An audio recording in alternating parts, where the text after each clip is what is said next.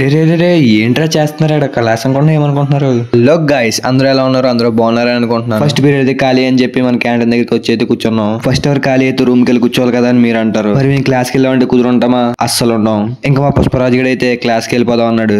ఇంకా maths class కి వచ్చేసాం సెకండ్ అవర్. ఇంకా మేడం అయితే నాన్ స్టాప్ గా అయితే చెప్పడం మొదలెట్టారు. ఇక మా మేడం గారు అయితే లెసన్ చెప్తే మమ్మల్ని లేపి క్వశ్చన్లు అడగడం మొదలు పెట్టారు.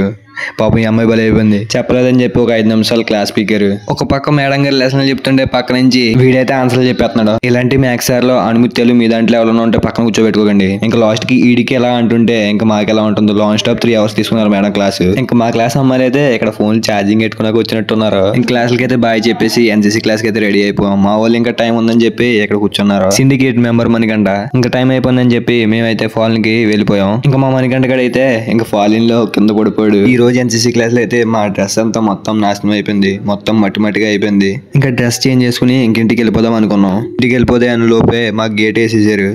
గోడ ఎక్కి దూకాల్సి వచ్చింది.